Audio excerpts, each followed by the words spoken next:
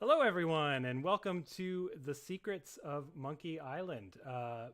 My name is Frank Cifaldi. I'm the founder and co-director of the Video Game History Foundation. We're a charity dedicated to ensuring that video game history is not just preserved, but accessible to people who want to tell its stories. This stream is actually part of our new project. It's called the Video Game Source Project. We believe that there's no better way to study how a game was made than by actually accessing its raw materials, just like we're doing today with The Secret of Monkey Island. Unfortunately, access to materials like these has traditionally been pretty rare, meaning that we're missing out on a lot of interesting stories about how our favorite games were made. Worse than that, a lot of this material has been lost or maybe mishandled over the years.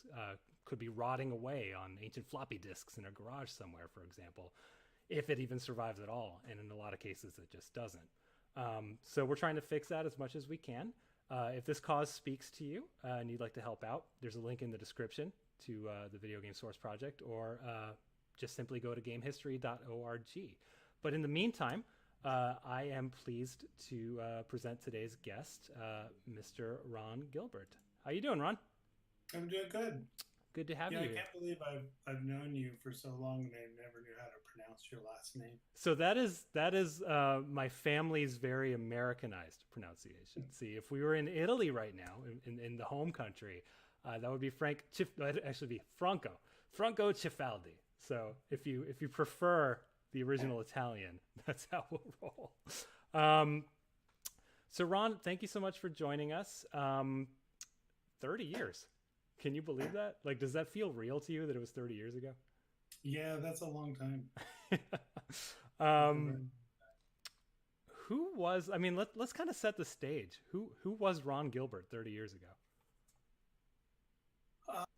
was I think thankfully I was like young and naive. And I think that, games like Maniac Mansion and Monkey Island came about. And I did a talk about this, about they came about because, it's like I was too stupid to know it couldn't be done. And I think there's a lot of about being naive that is really beneficial, especially when you're kind of dealing with a lot of creative issues. And I think back then I was definitely very naive. I didn't really know how things worked, and I think that's kind of a benefit in some weird way. Yeah, and um, when you say naive, it makes me kind of think of what it must have been like for someone who worked at Lucasfilm Games to then go on elsewhere, because your environment, I think, there in terms of um, your creative freedom was maybe a little different than other game developers might be used to, right? Yeah, we had a lot of creative freedom to do stuff there. I don't ever really remember like a green light for Monkey Island. It's just you just started working on it, and I certainly had a lot of conversations with my boss Steve about the game and about what I wanted to accomplish with it. But there was never kind of a formal green light process when I was there, which I think that works out well. For a lot of reasons. Yeah, When you're kind of doing stuff like that, and I think the environment at Lucasfilm at the time, it's like I really credit Steve Arnold, who was our boss at the time and running everything. He was kind of very good at letting us do what we needed to do, and shielding us from all of the corporate stuff that was going on. so how did projects get off the ground at Lucasfilm Games? I mean, was there an approval process or what? There wasn't a formal approval process. I know that after I left, a lot of that changed, but while I was there, I think the approval process was very informal. It was just a lot of getting consensus from the other people that worked there, and talking to Steve, but there wasn't like I never had to do a presentation, where I said, well, this is Monkey Island, and then the marketing department had to buy off on it, and all these people had to buy off on it. It was a lot of informality with that approval process. Yeah, and in fact, I mean, I think we've seen for those of us like me who are maybe a little bit historically maybe obsessed is the word with Lucasfilm Games. We've seen a lot of like internal pitch documents that sort of went around. And I don't even know if pitch document is the right word, right? It's sort of there's sort of a lot of just writing up ideas and passing them around, right? Yeah, I mean, we kind of called them one pagers, even though they were longer than one page. But it was like, get your idea down very succinctly, in one or two pages, and then, pass them around. I'd give them to Noah or to Morningstar or to Eric or, all these people, and just kind of get feedback on them. But it was, very informal. And Yeah. it really was, about going to the printer and printing out a piece of paper and then taking the piece of paper around to someone's office. And just kind of seeing like, hey, does this strike a chord with you? Does it sound interesting? Yeah, yeah, and I think at the time Noah was really good for me to bounce ideas off of, because he was very good at looking at an idea and just kind of picking out the problems that might exist in it. So I use Noah quite a bit to bounce stuff off of. So, your first traditional adventure game at Lucasfilm Games was Maniac Mansion, and I don't want to go too deep into it. And in fact, anyone who's interested in the making of Maniac Mansion, I'm pretty sure your GDC talk is free on YouTube somewhere. So there is a post-mortem that Ron did previously. I highly recommend it. It's really good stuff. But Maniac Mansion is sort of where you introduced the scripting language that would sort of go on to define not just your adventure games for a long time, but Lucasfilms, right? Yeah, that was SCUMM, which stood for the. See, now I'm totally spacing out what SCUMM stood for. This is what you're doing to me. Do you want help? Do you want to phone a friend? No, script creation utility for Maniac Mansion. I just totally blanked on what the C stood for. The only time I've done that in my whole life. Yeah, it's script creation utility for Maniac Mansion. And, that's, I don't know that it started out as a general purpose adventure game scripting language. For me, it was just a way that it was something I needed to do to get Maniac Mansion done. Because I started coding it in 6502 assembly language, and that was pretty obvious that was just not going to work. I think it was really Chip Morningstar. It was kind of his suggestion of, you should really create a scripting language. And, Chip wrote the first version of the compiler, and, that was really the genesis of that. And I don't think it was really until, Maniac Mansion was done and David Fox went off and started doing Zach McCracken that the SCUMM language, kind of realized, oh, well, this can be used for other games. Yeah. And so then it started to get generalized, and then Brian Moriarty came on to do Loom, and it was generalized even more. And so I think that's kind of the point that it became a general purpose adventure game scripting language. So other than, making Maniac Mansion possible, right? Like what are the sort of advantages that there were from creating the scripting language, or more specifically, like what did SCUMM do that was maybe a little more special than you might see elsewhere?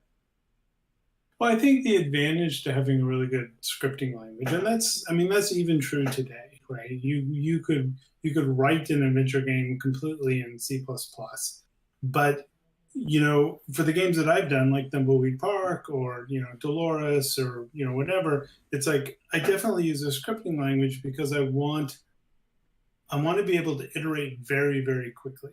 Mm-hmm. And a scripting language with SCUMM, especially coming from a world where the other alternative was 6502 assembly language, you really want to be able to iterate. You want to be able to very quickly add something and to see whether you like it or not, or whether it's just funny or whatever. And so, SCUMM really provided this way that, we could iterate very, very quickly on things. And I think that really comes to fruition when you look at Monkey Island, because, that was, a game, I kind of jokingly describe it as improv game development, right? It wasn't that bad, but it was just a lot of just thinking of funny things, and because SCUMM allowed us to very quickly add them to the game, it felt a lot like improv game development.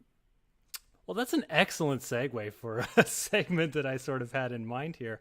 Yeah, I have it on my notes here. Provide good segues. Thank you very much. I appreciate that, Ron. that hour we spent prepping was definitely worth it. I thought it might be cool for people to actually see how SCUMM works. So let's get this not exactly accurate script editor to the time anyway. This is just Notepad++, but we'll get that going. You didn't round up a copy of Brief? You know what? I did. I did get a copy of Brief, and I had it running in DOSBox, and the problem was that it didn't like the line breaks that were in my scripting files for some reason. So everything was on one line. So I didn't feel like scrolling forever, so I went with Notepad++.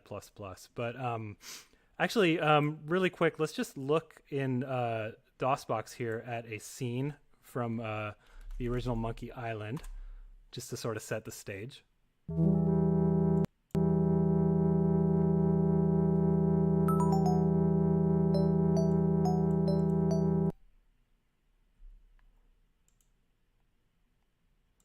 So I have a save state here. So this is in the SCUMM bar, and a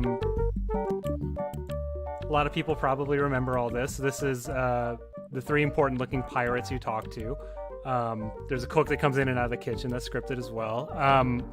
So when you normally talk to the pirates, you have 3 options for what you want to say, and one of them's kind of a joke. Yeah, get lost, boy, you bother us. So I thought just to sort of demonstrate the improv nature, we would just quickly write a new line of dialogue for that. So we're just going to script that in SCUMM real quick here. So here's the scene we were just looking at, right? So Ron, this is legible for you, right? Yeah. Okay, cool. So I don't have this all committed to memory anyway. Okay, yeah. Every SCUMM script is just a file in your brain for the season. Just throw out a file name and a line number, and I'll tell you. Bar dialogue, line 136. What do you got? I know it's something. I think it's a comment.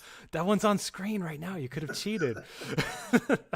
So this is a scene we were just looking at, right? So you start dialogue, and you have 3 lines of dialogue that are your options, right? And that sort of set dialogue is what your line can be, right? So these are the 3 we were looking at.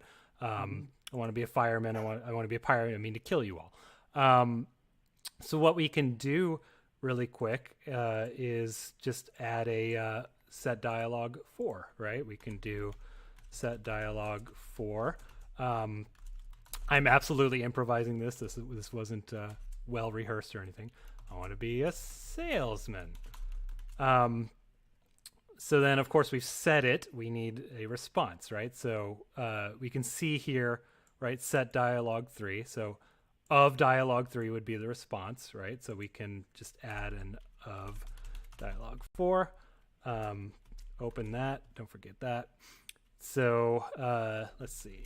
So we can have the, say, pirates, the 3 pirates, and then specifically pirate leader 1. Then we'd better change your costume. And then maybe you can explain this. In my brief learning of SCUMM, I just always do wait for message. It just kind of seems like pressing clear on the calculator a bunch of times. Well, you need to wait for message because if you do, 2 says in a row, the second one will just trump the first one. Got you. So you need to do a wait for the dialogue to finish before you do the second one. Makes sense. So, okay, pirate leader's like, okay, we better change your costume. Guybrush says, okay. And then, let's see. So we'll say Guybrush will change his costume to Stan, the salesman. And just to be accurate to Stan, his talk color is yellow. Because when Stan speaks, it is yellow, unlike Guybrush, who I think is white. So we'll pause here for comedic effect. And then we will tell our actor, Guybrush, to face forward, face the camera, wait for a message, and then we'll have him, let's see, say line, the actor we're on. Cool. Wait for message, and then we will jump to a function called end dialogue, which is just giving you, it's ending the exchange and giving you control again. Anything look wrong to you before we build? Does it look all right? I don't know. You should send it through code review. Okay. All right. Let's save and try building. Let's see what happens. All right. Back to DOS. All right. Oops. And do you want to build in real time, or should I fast forward the emulator? How long does it take to build? It doesn't take that long. In reality, it would take hours to rebuild the game. Even just building one room like this? well, not one room, but if we were going to rebuild the whole Oh, game. the whole game. Yeah, actually, the first time I built this game, it did take a couple hours. Yeah, Yeah. we already scummed the bar, so it looks good here. I probably don't have to build all of these LFL files every time, but it's so quick that I just do it. And let's test out our build.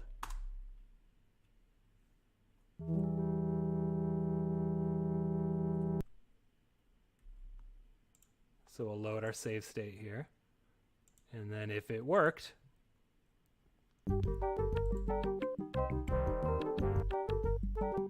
there it is. All right.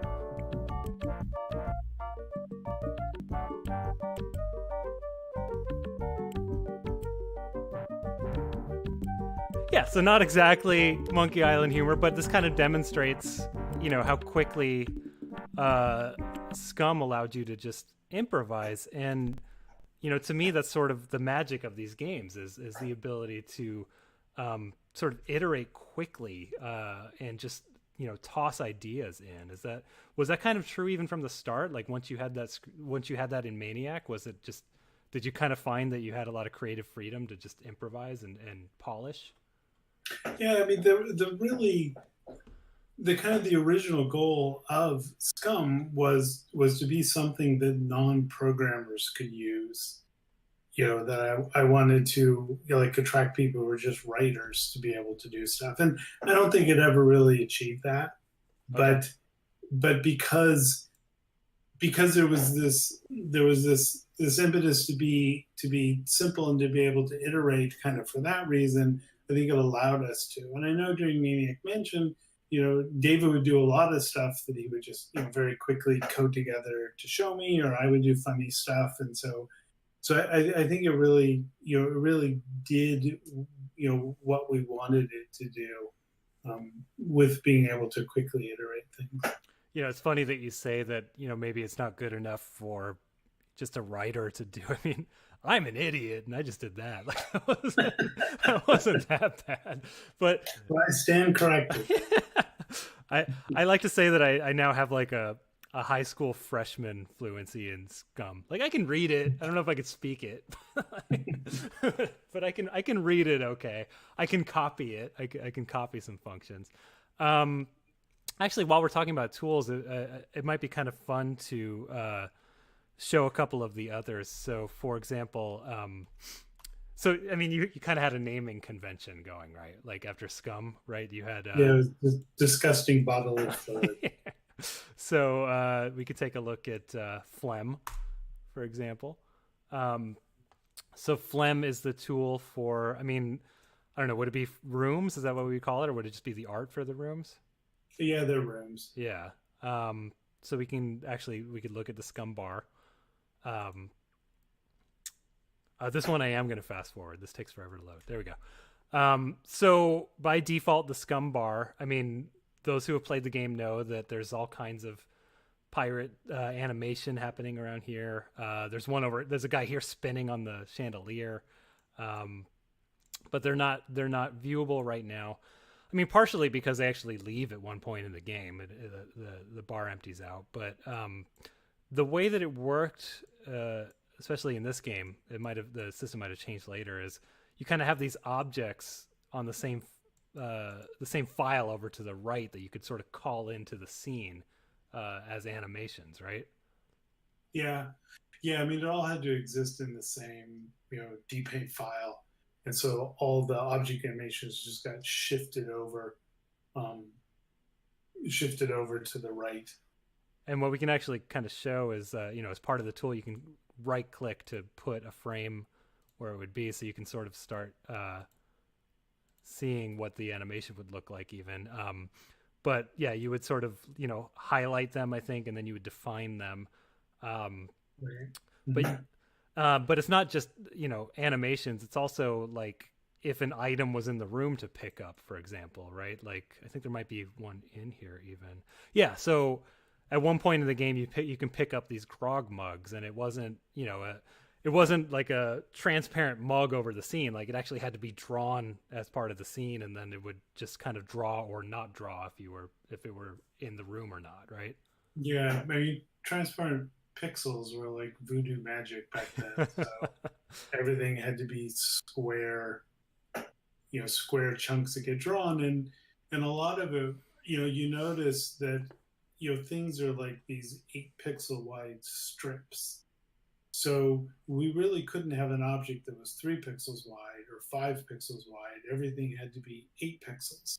And that was because in order to get the speed on the rendering, things were drawn in strips. Because we scrolled left and right, if the screen scrolled, we could just do a very quick block memory move and then redraw the one strip that showed up when you scrolled the screen. Got it. And it was a lot faster if everything was done in these 8 pixel, boundaries. So everything had to be in these 8 pixel chunks. Something a little bit innocuous but fun that I can show off is that these down here are not actually in the shipped game. These 3 frames of animation, and what those did was they would, I don't know if they were ever built in the game, but they correspond here to the chandelier right above the 3 important looking pyres. They kind of flickered the fire at the same time that the fireplace did. That's just kind of a fun little interesting thing to look at here. What else did you have? You have Bile. So what was Bile, Ron? Bile was the character animator. Right. So we can load. Actually, do you want to explain really quickly? We're loading a costume. So what's the difference between an actor and a costume? Well, an actor has no visual representation. So, in the game Guybrush, he has no look, he has no pixels, he's simply a data structure in the game. And so then you can attach a costume to somebody to actually make them look like something. Like you made Guybrush look like Stan, and you didn't do that by switching to a whole new actor called Stan. You just did that by changing Guybrush's costume. Right. And then so we can see, Guybrush is a very sort of basic costume, at least the Guybrush file. There's special case Guybrush costumes as well, for when he's like looking at the map or pulling out the telescope, stuff like that. But this is the sort of your base SCUMM costume. And in fact, I think, correct me if I'm wrong, I think the Maniac Mansion costumes were just this, right? It was just walking and talking. Yeah, I mean, this whole animation system was something that was created by Charlie Kellner, who had used it for some of the games that he was working on back in the Commodore 64 days of stuff. And it's a great animation system because it can do layered levels, and each of the layers doesn't have to be the same number of frames. So some things can be 4 frames, some things can be 8 frames, and as it plays through, things can kind of get out of sync with each other, which I think creates a more interesting, less repetitive look. Right. So this is basically the same system as used in Maniac Mansion. Oh, look, there's Indy being used as reference at some point from the previous game. I just noticed that. And then not really sure. I mean, we could look at Spit for a second even. So Spit was the sort of font tool. Editor. Yeah. Mm-hmm. And in fact, I've got them in Monkey 2, so we can look at like big font here. So yeah, you could forget how it works. Yeah, so that was the font editor. I mean, one thing that's really nice about making games today is we don't really have to build all of these tools ourselves. Yeah. Everything back then we had to build ourselves. The font editor, everything. And it's a lot nicer today because there's so many off-the-shelf tools that you can use for things. Yeah, I mean, you're still building your own scripting language, I guess. You're not. Yeah. I am building my scripting language, but there's a lot of tools I don't build. I don't build font editors anymore. Right. There are lots of nice TrueType font editors out there, and Photoshop is great for editing art. I don't worry about sound. I mean, there's so much that I don't have to do today that we had to do back then. Yeah, and so today, I guess, you don't have to spend time on that. You could spend time just, making the game, right? Right. So let's talk about Monkey Island. So Heard of it? Yeah, it's it came out about 30 years ago this month, from what I hear. Um, so Monkey Island, I mean, it kind of started life in the way we were talking about, right? Where it was sort of a what'd you call it? A one sheet. Yeah, one sheets. And so you sort of made, and in fact, I have a photo of one. If we get rid of DOSBox here. So yeah, it kind of started life as a one sheet that you were passing around, right? It was just kind of one of maybe a few game ideas that you were having sort of post Maniac, right? Right. Mm-hmm. Um, so this one survived. Obviously sort of a different title here, Mutiny on Monkey Island. Uh, Not as compelling, and I don't think people would be asking you today, what is the mutiny? um, I've read through these. Maybe that's a good thing. Yeah. People would stop asking you. They wouldn't have a secret to ask you about. I've sort of read through these, and it's interesting sort of historical document to have survived these sort of early story docs, because it's you can see bits and pieces of what would become the Secret of Monkey Island in these, but there's some differences. Like, for example, your plot back when you were starting this was that on Melee Island, and it was Melee Island from the start, the governor was certainly not Elaine Marley. It was someone named Governor Fat, and he was sort of this, publicly facing. He seemed okay, but he sort of had this dark agenda and was after power, and he sort of understood that there was this power on Monkey Island. And so you, as the player, would... it follows similar structure to the final game. You would recruit your crew. You would set out to Monkey Island, and you would sort of discover the truth, and maybe I'm not sure about the ending, but probably take down the governor or something like that. And this is sort of an early treatment, but I guess I mean, something you once told me was that it wasn't really until you introduced ghosts, right, into the plot, that people really started picking up on the idea. Well, it was, it had a lot to do with, me reading On Stranger Tides. Mm-hmm. And, that book, obviously about pirates, but there's a lot of kind of, voodoo magic in it. And, the main nemesis, is I think I'm not sure if he's a ghost or he's a zombie or something. And it was kind of that whole, it was reading that book that really, which, happened after the document that we're looking at right now, is we're really kind of, that's the thing that solidified so much in my mind, is, that people like LeChuck should kind of be a little bit more, like the lead character or one of the characters in On Stranger Tides. And, Guybrush, one of the characters in On Stranger Tides, he is very much the kind of fish out of water character. And, that works really well in adventure games. And, the first line that Guybrush says when he shows up, is, "My name is Guybrush Threepwood, and I want to be a pirate." And, to me, that was like syncing Guybrush's ambitions with the players, and Guybrush's knowledge with the players. Mm-hmm. Is players don't know how to be pirates. And, if you dump them into a game and you expect them to understand how to be pirates, it can be really confusing. But if Guybrush didn't know how to be a pirate and the player didn't know how to be a pirate, those two things kind of, sync up well. And that was, one of the things that I really pulled from On Stranger Tides. Yeah, I don't remember the lead character's name. I read it once myself, but there's I don't remember either. I think it was like a zombie or a ghost, but it's Blackbeard, and if you read that book, that guy is straight up LeChuck. Yeah.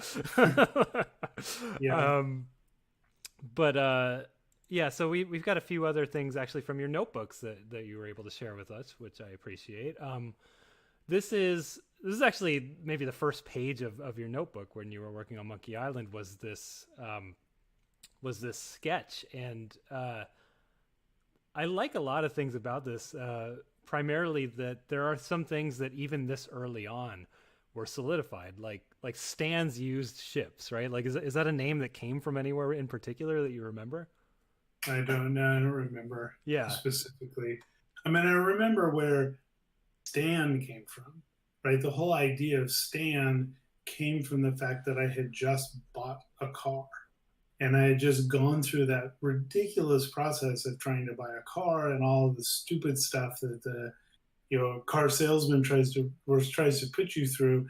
And it's a lot of Stan was really pulled from kind of my experiences trying to buy a car. So okay, so this used ship port that you sort of had was even early on was based on, like, you already had in mind that you wanted to reflect your car purchasing experience in this game, Yeah. even this early.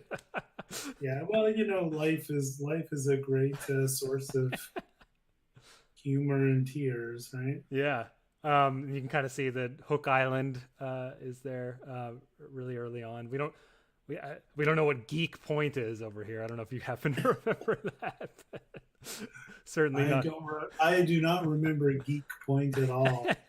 But now I want to add a Geek Point to my next game.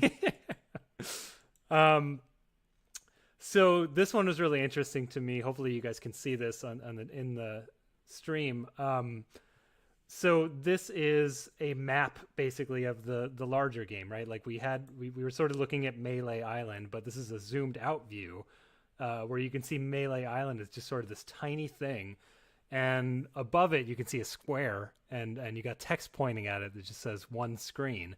So it seems like maybe early on, your concept when you were sketching this out was a larger, maybe more exploration-based game on the open seas, right? Yeah, it was very much driven by playing a lot of Sid Meier's Pirates, and one of my first ideas was more of an RPG, in that vein, or like Ultima, where you really were sailing around this very large map, and you can see that a little bit in the existing game with like Monkey Island, that you've got that map and the character walks around the map, and that all kind of came from this wanting to build an RPG type game. And I mean, over time, all that stuff got dropped and it became a much more traditional adventure game. But that was kind of some of the reasons for that.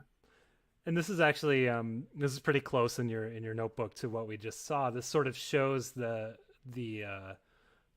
sort of RPG loop that you were thinking about at one point. We should specify, by the way, this is all like very pre-production, right? This is just you jotting ideas in a notebook. This isn't stuff. This was like, well, this stuff is like pre-production. Yeah, right?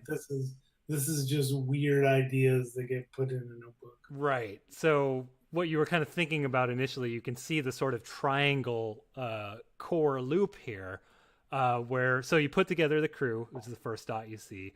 You set sail to Monkey Island, and then at this point, it sort of becomes grinding for resources, right? So you're raiding ships. Because we know how much fun that is. Yeah. I love to grind in my adventure games and get resources. So, sort of, it's a similar structure, right? You put together the crew, you set sail to Monkey Island. And, now that I'm actually saying this out loud, it is kind of funny to note how quick Act 2 actually is in the final game once you script all this stuff out. Because Act 2 in the game is you're on the boat and you put together the recipe, and then it's just suddenly Act 3 to get to the island. But back then it was sort of a longer core loop of grinding. Right. You reach Monkey Island, and then you do your stuff there, and you fight the bad guy, and you win the game. But yeah, I mean, the grinding, of course, is sort of based on Sid Meier's Pirates as well, right?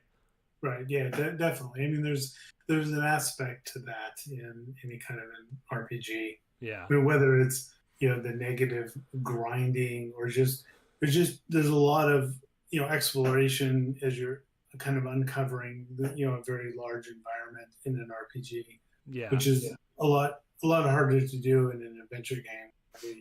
Every single room is kind of handcrafted. You really can't do that. So did you feel that you could do all of this in SCUMM? Was it extendable enough that you could do these sort of RPG mechanics?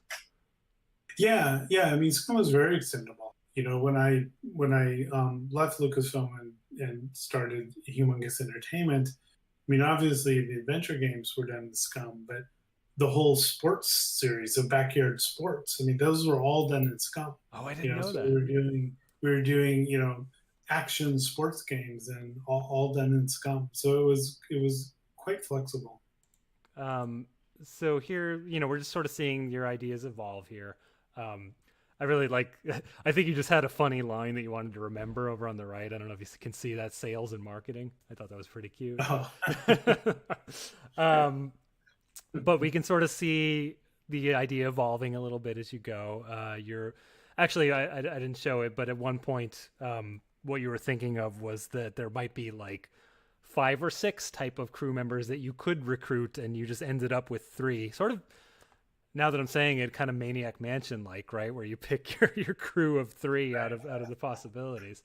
Bernard was going to be one of them. Yes, of course, Bernard the pirate, afraid of the ghost tentacles. But you're evolving here, and you're kind of down to 3.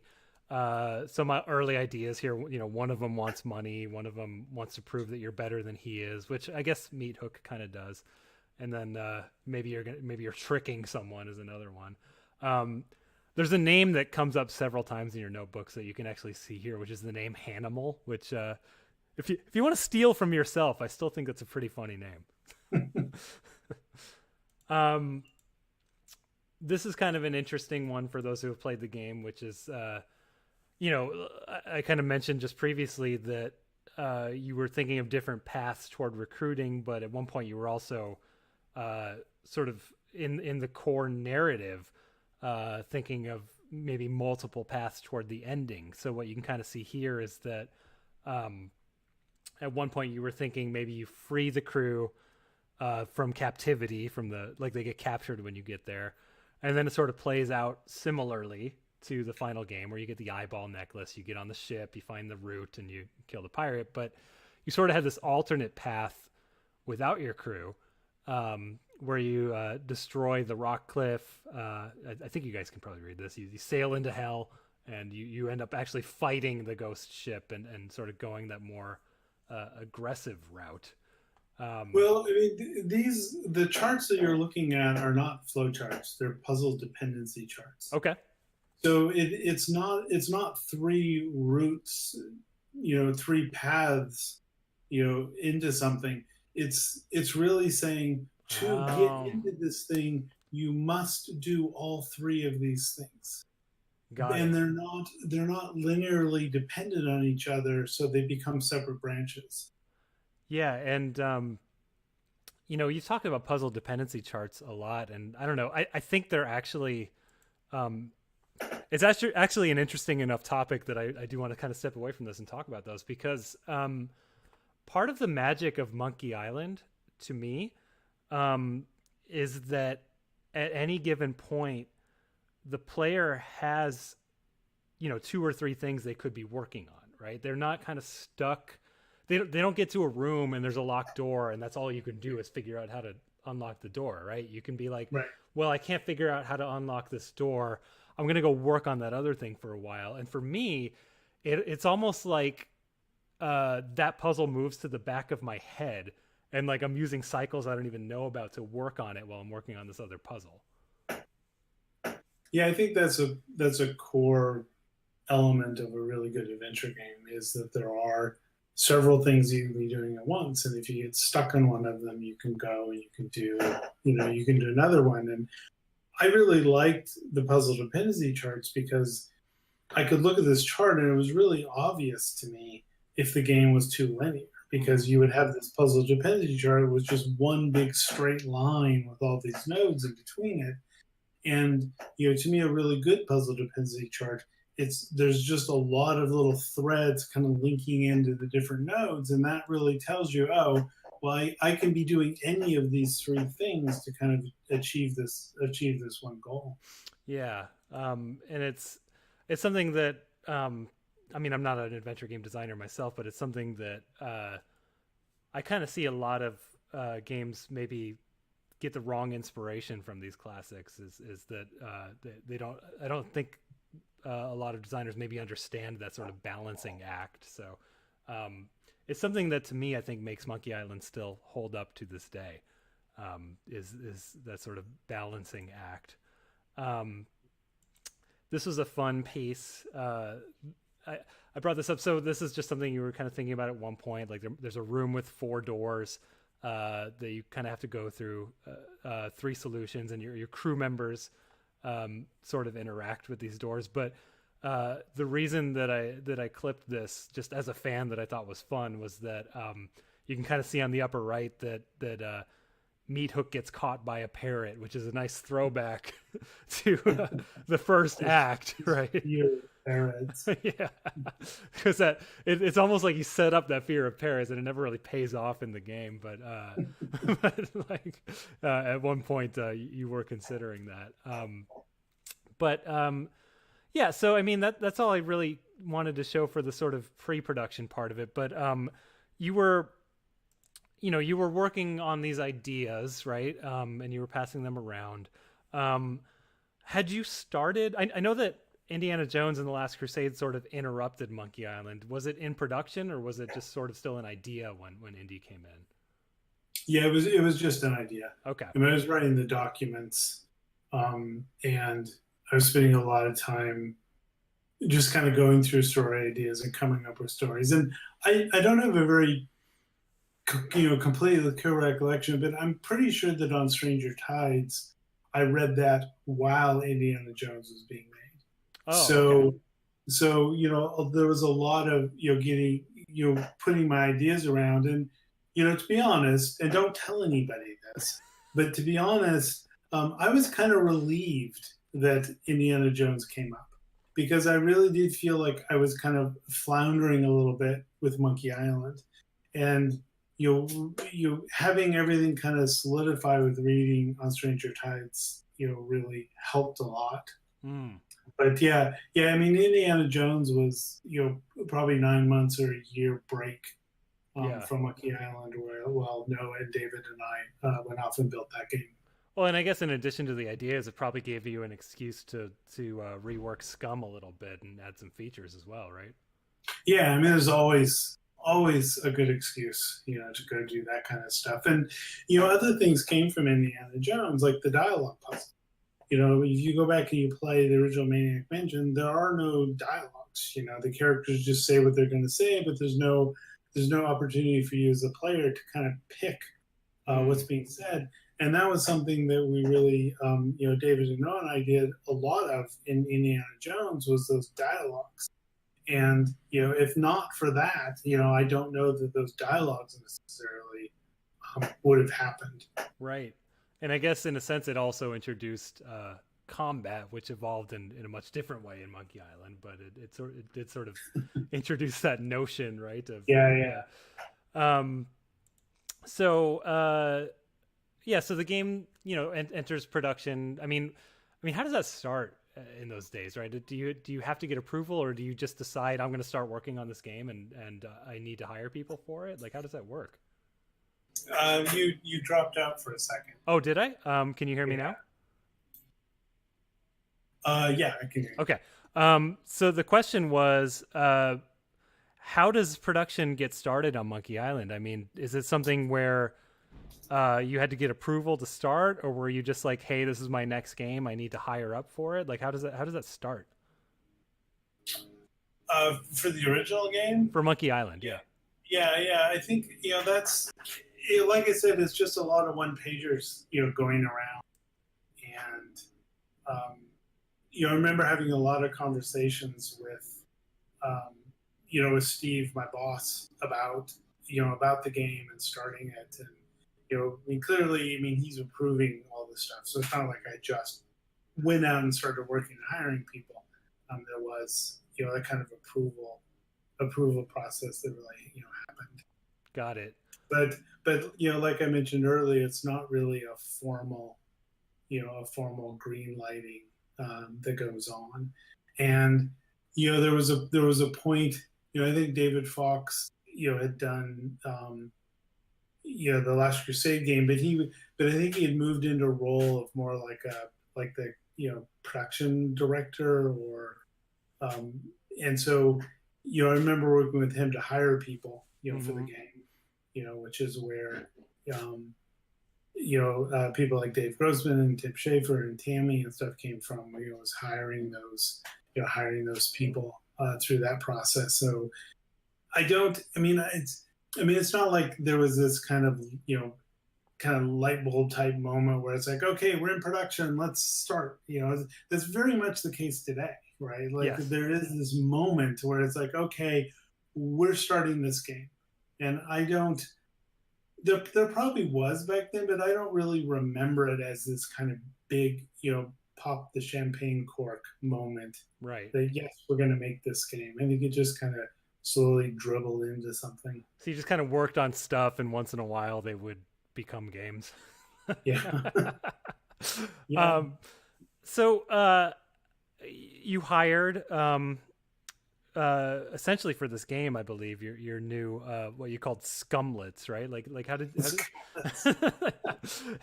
did you teach scum to the newcomers?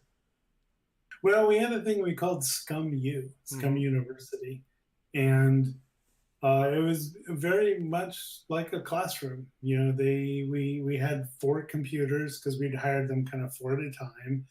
I think the first batch was Dave Grossman and Tim and Tammy and Jenny, like the first 4 that we hired.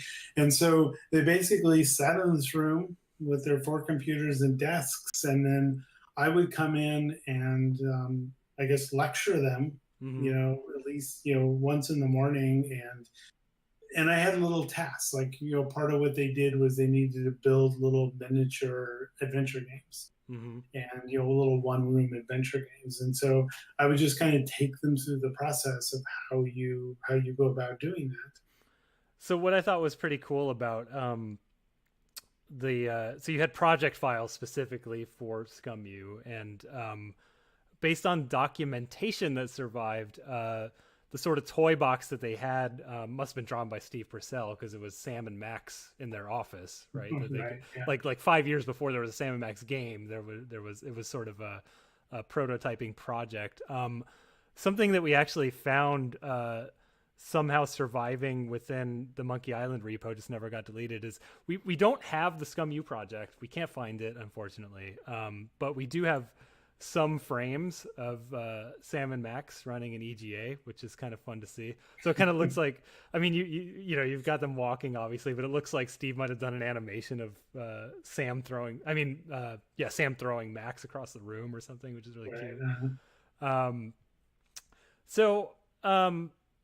The game's in production.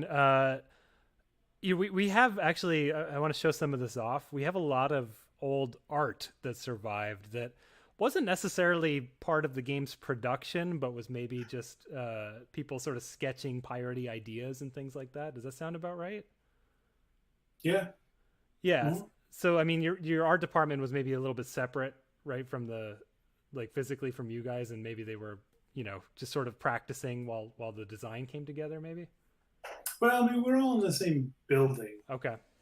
so it's not that they were completely separate from us.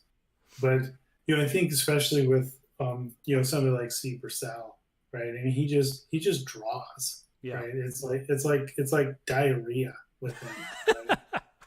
In a good way, not the bad. It's the good diarrhea. The good diarrhea. Steve Purcell has the good diarrhea. But I mean, he just draws, right? And a lot of the stuff he draws is it's hilarious, right? And there's so much of Monkey Island is, the humor and the funny stuff is just because Steve would just draw stuff. Yeah. He would draw weird things in the backgrounds, and it was kind of a challenge to then, create little objects for them and create funny things that get said when you click on them or look at them. And, Steve was just a wonderful, talent with that stuff, and he just drew so much. All right, so let's look at some of this sort of just art that was surviving. I mean, sometimes literally in like folders called trash. This is probably an attempt at Governor Fat from your initial ideas. Like, this was never a character in a produced game or anything, but this is someone maybe drawing based on your initial pitches as opposed to something in production, right? Right. This is kind of fun to see. There's a lot lot of personality in his walk and stuff like that. Like I like when he's facing front, you kind of have the wiggle, you kind of have his butt shaking a little bit. Pretty hard to do in this resolution and with that color palette. This one, I could be wrong, but this one strikes me as a Steve Purcell screwing around piece of art. It's a vulture with a bib. Yeah, I have no recollection. I don't know where this one came from. But this is like, this kind of speaks to what you're talking about, right? About how someone like Steve might just draw something goofy and throw it in the game, right? And there might be this collaborative process to like actually make it work. In this case, he didn't do anything with the vulture, but it's something that sort of survives in the repository that we have here. This I thought was cool. Was an older design for Guybrush. He's a little younger, about 3 pixels shorter. He hadn't quite grown into his full size yet. So there's something I really like about this one, which is that, well, first of all, you see this red sash he has, right? There's no red in the final Guybrush. Although I guess the highlights are for his skin. Yeah, you have 2 colors of vaguely skin-like, and one of them has to be this red in the EGA palette. But he's got this red sash, and what people might not realize that we were able to figure out is that it sort of survived into the final game. You just never noticed because one of the costumes in the game is Guybrush when he's on an overhead map is a separate costume. It's just a 4 pixel tall costume. And pixel number 3 is red. So so Guybrush does wear the red sash in the final game, but only on the map screens. Yeah, that's a continuity. Exactly. Somebody's going to get fired for that. I don't think anyone noticed that pixel except literally me, so don't worry about it. This one, actually, you do have a recollection of, right? Yeah, the drunk pirate. Yeah, so this was someone maybe you would encounter during your insult sword fighting? Yeah. I mean,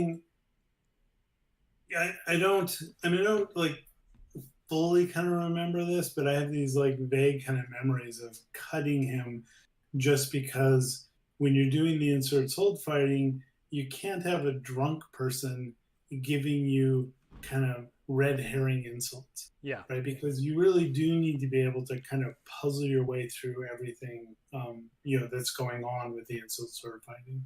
Yeah. So like you would have to draw. Yeah. I mean, not draw. You'd have to write drunk versions of every. That's insult. a whole different game. Drunk insult sword fighting, whole different game.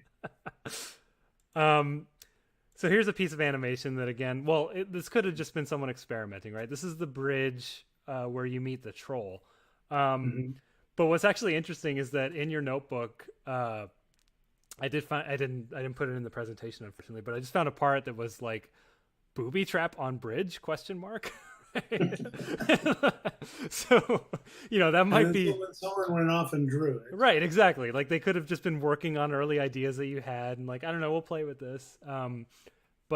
Or maybe the actual secret of Monkey Island is at the bottom of the bridge and you cut that out, potentially. That's a joke, everyone. We blew it out. What else do we have here? Oh, this is kind of a cool close-up sketch of Captain Smirk. He is in the final game. That is not his portrait, but this is something that survived in a folder that's obviously just, some old art. So it's kind of cool to see art of this vintage for the characters. We do have another one, actually. This, we actually, based on the file names, this seems to have been an older design for Elaine, or at least the governor, right? The costume name is actually Governor. And we found this close-up sketch that matched the character. So kind of a cool, early design for Elaine. Actually, Ron, where did Elaine come from? Because you did switch characters at some point. I don't really remember exactly where she came from. I do remember, being Governor Fat, during those kind of very initial stages, although I don't think he made it, kind of very far into that. I think, my my girlfriend at the time, I remember having a conversation with her, and I remember her saying, the governor should be a woman, Mm-hmm. right? That was just kind of what she said, and that I think kind of led, as Governor Fat went away, to to Elaine, not Governor not Fat not being just replaced by another male governor, but being replaced with Elaine, kind of came from that from that comment.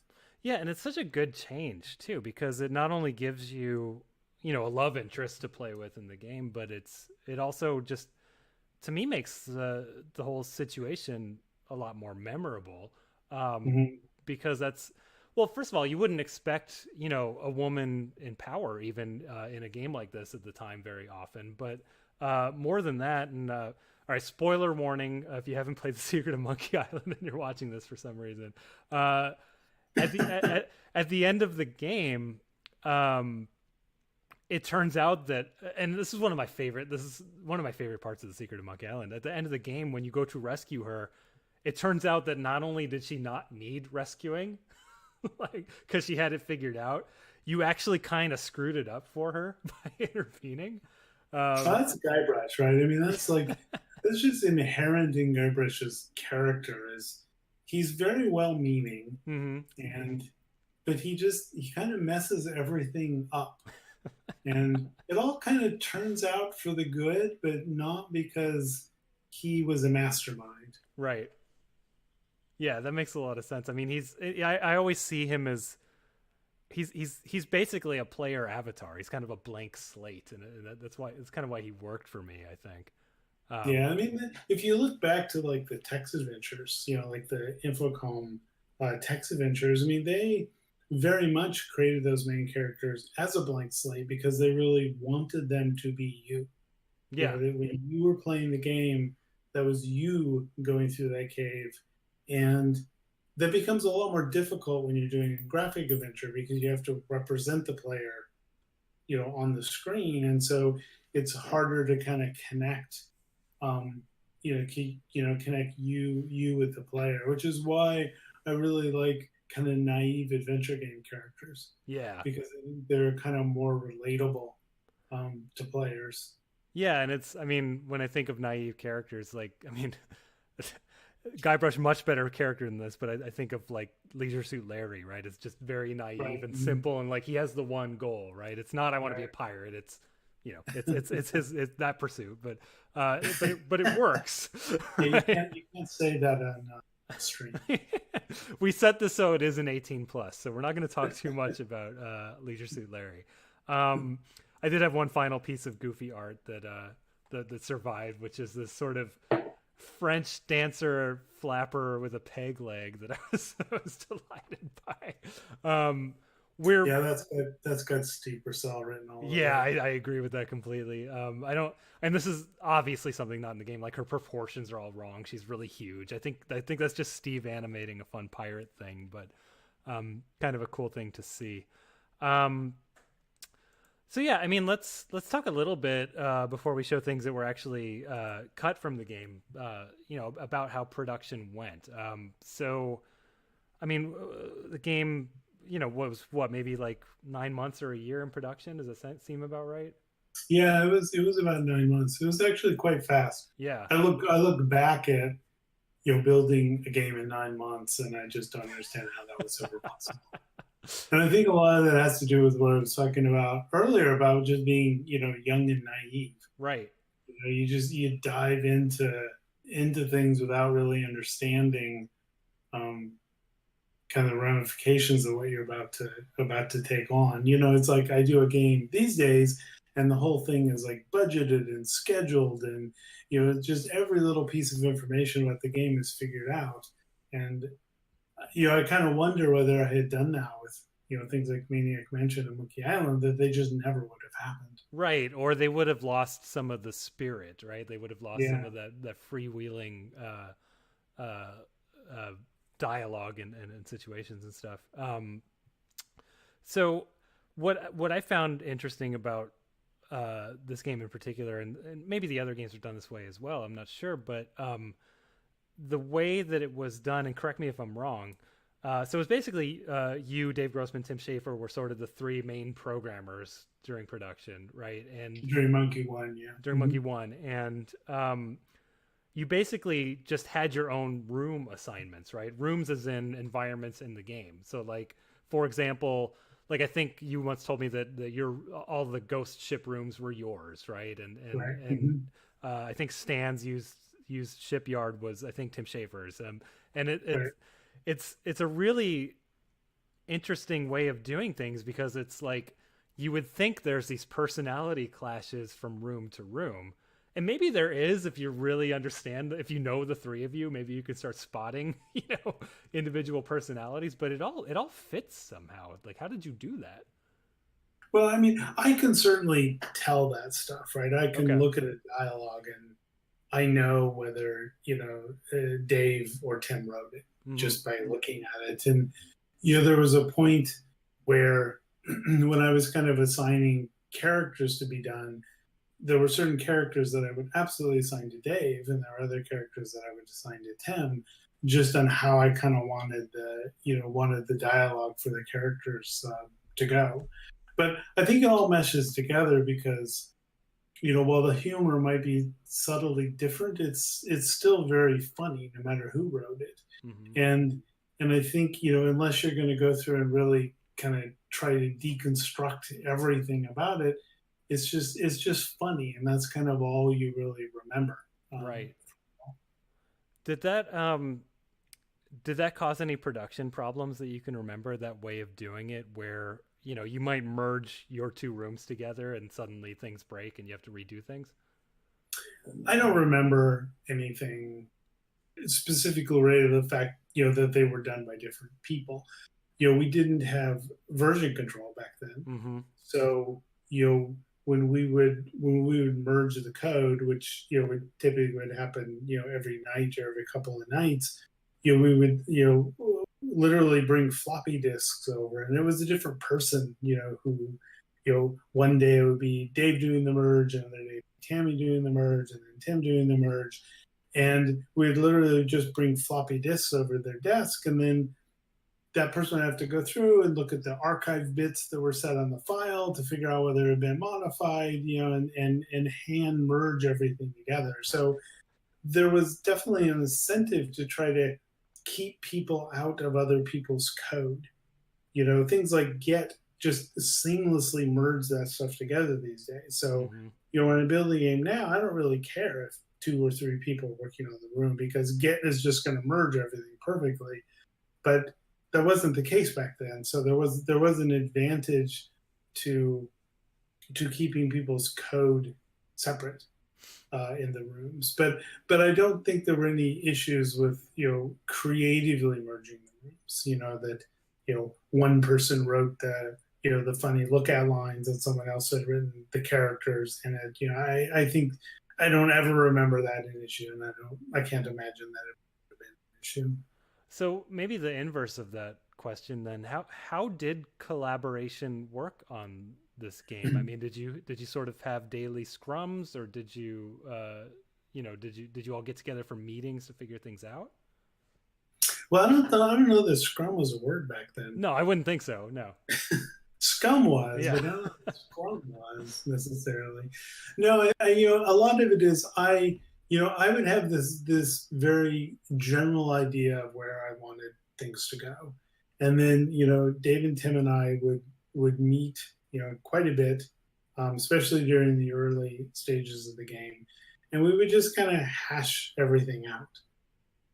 And so it was just we would kind of maybe look at a single problem, right? It's like, oh well, how do we get inside the monkey head? It's Mm-hmm. like it says here on the puzzle chart, gain entrance in the monkey head. How do we actually go do that? And then it was just a lot of kind of brainstorming and going through those things, and throwing out weird ideas, and everybody in the team did that. I mean, Purcell was doing that, and Mark was doing that, and you were just kind of coming up with weird ideas to solve problems. And Monkey Island, it was a very collaborative game. Mm-hmm.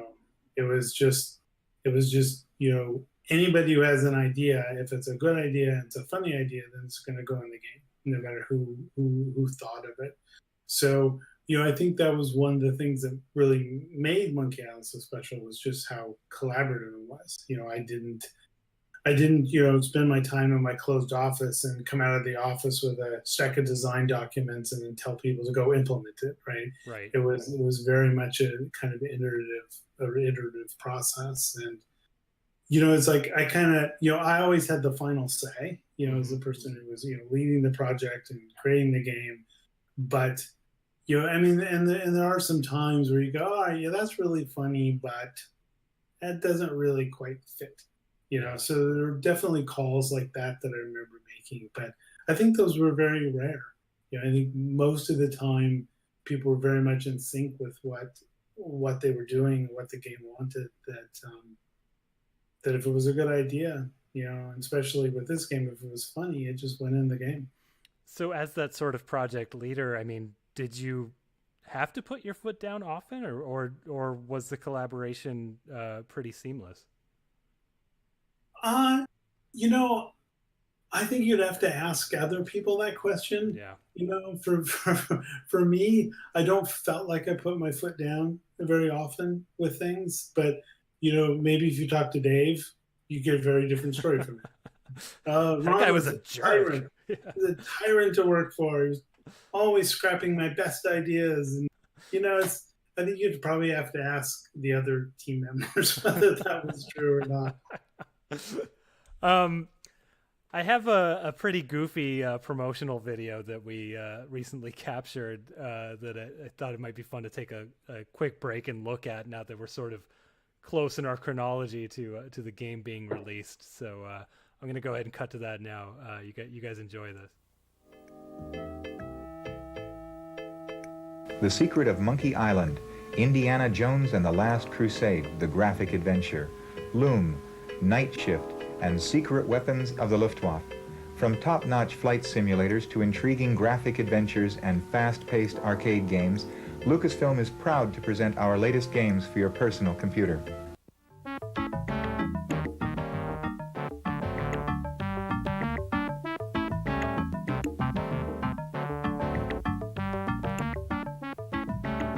The Secret of Monkey Island by Ron Gilbert. Can you unravel the secret of Monkey Island? Complete the 3 trials on Melee Island and earn the right or wrong to be a pirate. To join this fraternity, you'll master the arts of swordplay, treasure hunting, and thievery.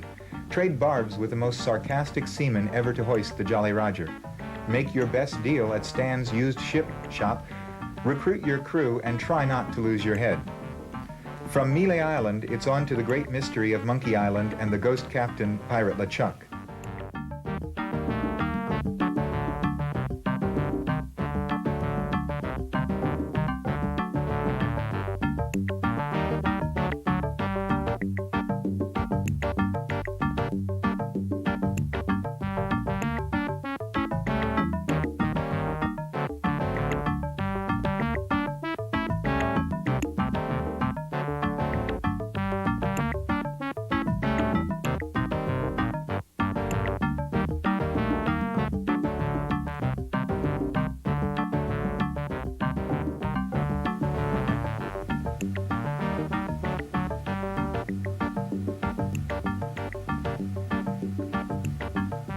Join the circus for a chance to make a little money. Monkey Island features our award-winning point-and-click no-typing interface. It's a graphic adventure that lets you focus on the story and not the keyboard.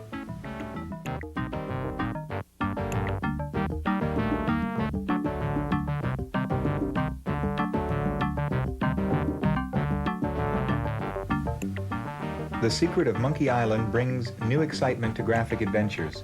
From the Fettuccine Brothers to the Voodoo Priestess, you'll meet and interact with an hysterically funny cast of characters. And a 256-color special VGA edition is on its way. IBM's 16-color version available now. Something is up on Monkey Island. Are you up to finding it? Okay. That was The Secret of Monkey Island, coming soon. Now you don't need to play it. That did actually blow some of the things. You get to see the ghost ship in hell and stuff.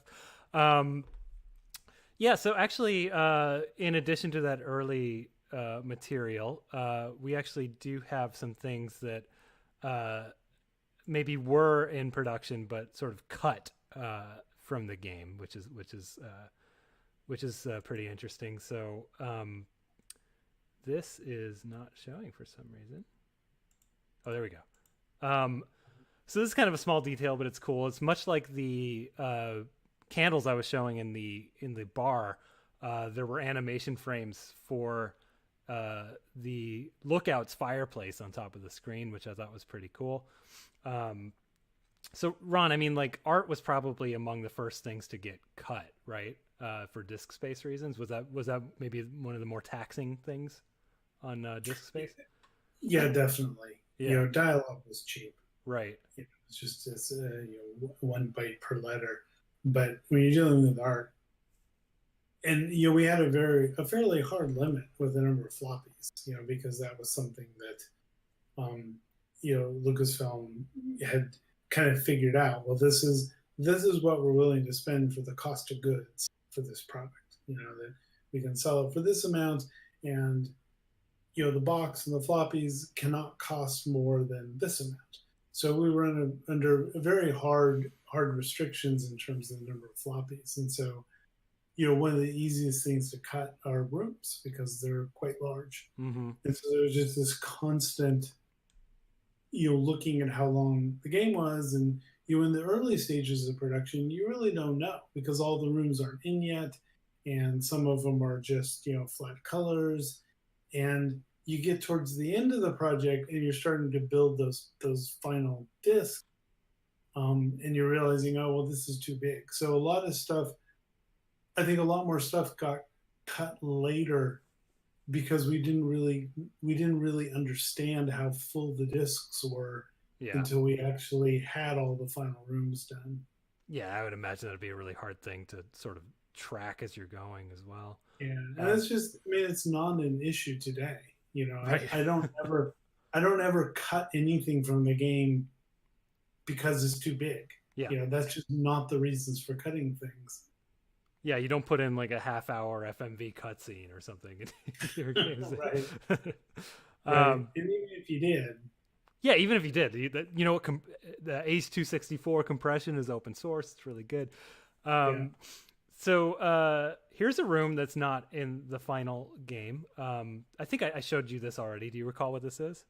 Yeah, that's from the governor's mansion. Right, and this was, I believe, Dave Grossman was doing this puzzle, right? So this was part of the puzzle to get the idol, because as we know, having played the game, there's 3 trials you have to pass to become a pirate. You have to master sword fighting and treasure hunting and, of course, thievery. So you have to steal the idol from the governor's mansion.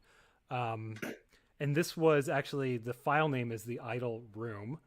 And this obviously isn't what was going to be shipped, but a lot of times you would sort of have artists stub in drafts of rooms like this, right? Yeah, not so much as we do today. I mean, occasionally stuff would get done, Steve or Mark would draw a room and they kind of do it in these quick, gray outlines. But that was really more, for kind of an approval, right? Looking at it and going, well, this is the room. Is this set up right? Are the angles right? Are the important things in the right place? But it was very rare that this would ever go into the game. Right. It's something we do a lot of today. Thimbleweed Park was completely done as wireframe. And so, art, I think, is just so much more expensive now that you don't want to finish something that's going to get cut. Where I remember a lot of stuff, being near final by the time it went into the game. Yeah, and this actually does make me think of Thimbleweed. I'm glad you brought that up because, I don't want to spoil Thimbleweed, but there is a part of that game where you can kind of see that design process, which I think is pretty cool. It's kind of an extra feature in it. Let's see, what else do we have? Oh, okay. I've got one that's a little bit innocuous, but was a request on Twitter that I'm going to fulfill. So the circus room where the Fettuccine brothers are, you can see in this animated GIF the pink part on the left. That is the final resource file that's in the game. Someone on Twitter was asking, was hoping actually that the stream would reveal what was initially behind that pink part of the thing. So here you are, the lost bleacher from the circus in The Secret of Monkey Island, which of course you would never see.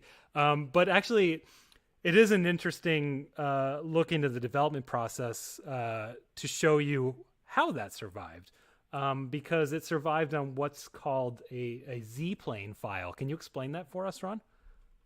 Yeah, for the clipping, that as Guybrush would walk behind something, we didn't really have the CPU resources to just kind of draw the thing. So when he's walking behind the cannon, we couldn't just keep drawing the cannon every frame after we drew Guybrush. Like in Thimbleweed Park, we have so much free CPU that we just redraw that screen every single frame, and all the objects are just layered in appropriately as the characters move through it. With Monkey Island, we didn't have the ability to do that, so things really needed to be clipped almost pixel by pixel as they were drawn. So as Guybrush was drawn, every pixel would then go check this clipping mask to decide whether that particular pixel should be drawn or not. Right. So, I think Eric Wilmender did all of this, programming for this part, and I mean, he was a genius at this stuff. Yeah, and Eric, I do want to do a little bit of a shout out. Eric did help us in our research and actually helped me debug some SCUMM problems I was having. So, Eric, I don't know if you're watching this, but thank you so much for your help on with this stream. Here's another piece of expensive art, and I assume that's why this would be cut. So this is the ending with Guybrush and Elaine talking as the fireworks are going off, and there were these two giant frames of head-turning animation. And I mean, maybe you don't remember this in particular, but this does seem like a pretty obvious thing to cut as you're getting as you're sort of grinding against disk space, right? Yeah, I mean, this stuff is just ripe for being cut. Yeah, because it's just a lot of frames. I mean, obviously not full frame, but just the section of Guybrush's head, storing that. Yeah, it's like one of the first things you cut, unfortunately. Yeah, and if you were to open up the resource file like we did earlier with the room, I mean, this is a room like anything else is, and you would see these two giant frames. But a good friend of the Foundation, Marius, actually put this back in the game in a spot that we suspect that it probably was, because there's a part of the ending where Guybrush's his eyeballs, just his eyeballs, sort of turn to meet Elaine. So we kind of swapped that in where that went in the ending, and it's pretty funny. I'm just gonna go ahead and play that.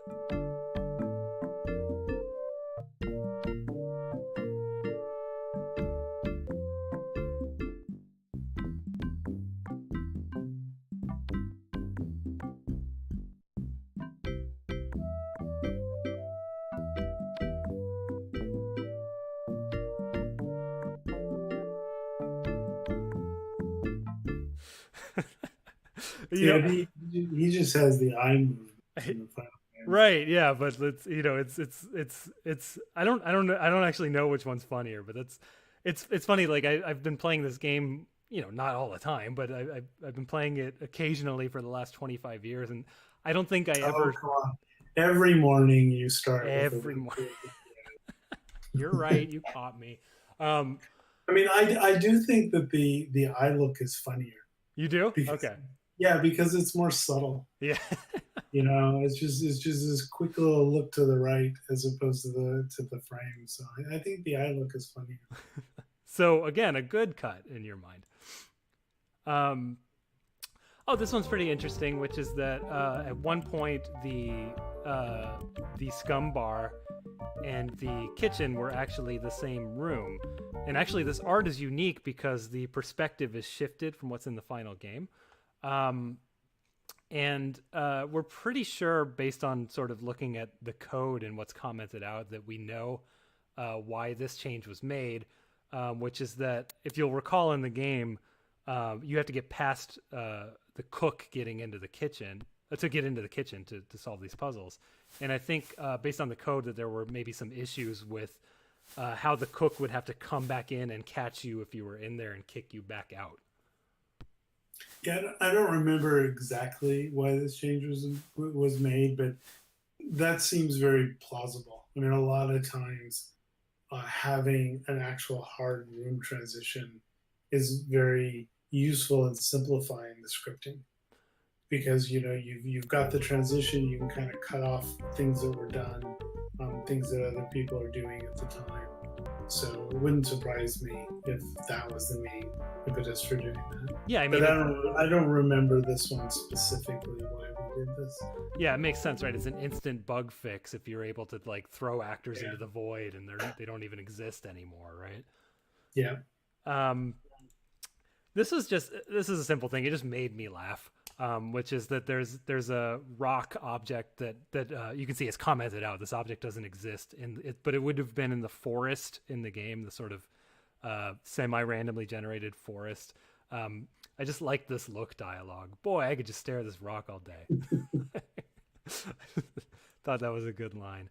So actually, we do have an entire room that was cut that I was able to build back in, that I'm gonna show. I'm gonna show that right now. So it's not this. This is the beach. This is your typical overhead map of Monkey Island.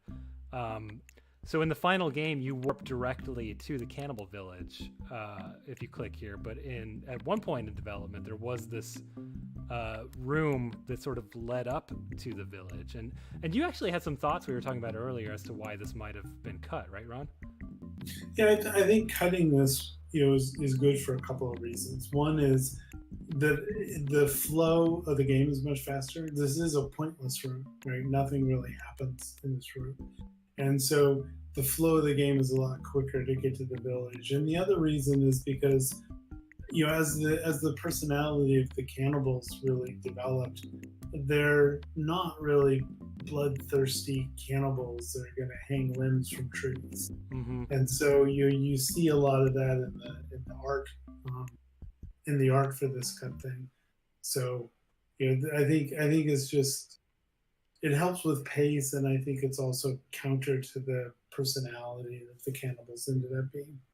Plus, that room would take up a really hefty chunk of a disc. Yeah, because it's not just the room. It's like I think there's 8 frames of that leg dripping animation. So like right, and the smoke and everything. Yeah, so that was a big boy. It actually, I should have pulled it up, but I didn't. But we do have some forensic evidence that people thought fondly of this room because in the SCUMM script for the overhead map, there's commented out code for entering the room, and it says something like "in memory of the unforgettable dripping leg" or something like that. So people were fond of it. I mean, I think comments are a great place to express, either frustration with the project or political views or whatever. I read lots of comments, from stuff I wrote, and you just read comments like, "Oh, okay, well, I was having a really bad day. Couldn't get this stupid thing to work. I'm done making games." And it's something that, as an historian, that is really valuable looking at this stuff, is that you do see a lot of things in the comments that, I mean, sometimes it's reflecting personality, which is really cool, but often it's also just like, you'll see pieces of code that were commented out that have comments next to them that kind of explain why they couldn't work, and that gives you a little bit of insight into the development process, which is why at the foundation we're putting such an emphasis on looking at source like this, because like you said, that stuff's really cool. Even looking at your own comments is kind of interesting, right? Yeah, I find nowadays comments like commented out code don't remain. Yeah. That stuff is purged very, very quickly from the files. I don't know why we would have left this stuff in, or whether that's just a more of a personality thing with me, just trying to keep everything really clean. So I tend to. I mean, I know it makes people like yours jobs a lot harder when I'm purging everything that didn't make it into the game from the files, but. Well, yeah, I mean, it makes it harder, but it also makes it so that we have something to talk about at all. Like it's not. My dog wants to go. Who's that? Hello, dog. It's Pep. And Pep, that name sounds very familiar. It was Pet's dog. Putt Putt, of course, being an adventure game series that you went to work on after LucasArts, which I do want to get to. But really quick, I do want to talk about Monkey Island 2. We're actually running a little bit over time, but I'm good for at least about a half hour. Are you okay with that as well? Yeah, I'm fine. Okay, because I do want to get to audience questions. Let's talk about 2 at least a little bit briefly. So Monkey Island 2, you just went right after 1, right? I mean, 1 came out. Did you even have a sense for how it was selling or anything? No, we really didn't. That's something that was very different about those days versus today. Is it took months to kind of know how a game was doing, and now 24 hours later, you just look at Steam sales and you know how your game is doing, or the stores are reporting stuff a lot quicker, and so really we had no idea how Monkey Island was doing. When Monkey Island 1 was done. And I think it was a game everybody was really happy with and excited about. But it's not like I could point to these, raging sales numbers and go, I should do Monkey Island 2. Yeah. Look at how well Monkey Island's done. So I think there was a lot of kind of leap of faith that has to happen. So you jumped right into it. Did you just feel like you weren't done, or were you just particularly excited by this world that you'd made? I don't remember exactly what that thought process was. I had certainly kind of imagined the Monkey Island games as a trilogy of games, and I had a kind of I wasn't thinking this at the beginning of Monkey Island 1, but by the time Monkey Island 2 was kind of wrapping up, I really thought about, the Ghost Pirate LeChuck and the Zombie Pirate LeChuck and the Demon Pirate LeChuck. Right, those were kind of the 3 phases that LeChuck would go through in the game. So, I had that general sense of stuff, but nothing really specific was kind of laid out for what that trilogy would be. I mean, the third game in my head was always that Guybrush would go to hell, mm-hmm. and the Demon Pirate LeChuck would be down there. He would be doing a lot of what he would be doing, in hell, and that's something that Telltale had done, with the Tales of Monkey Island game, completely independent of what I was thinking of. But that was just kind of the rough, broad strokes for that. So speaking of 2 and deleted scenes and expensive artwork, one thing that we were pretty delighted to find that was left over in 2. For those who've played it, you might remember that as you're progressing through the game, as you're finding map pieces, there are cutscenes with Largo Legrand and the zombie pirate LeChuck sort of chewing him out because Guybrush found another map piece. And what we discovered in the files was that there was artwork actually for close-up cutscenes for them, as opposed to in the final game, they're just their costumes. So I'm actually going to play one of those right now. Let's check it out.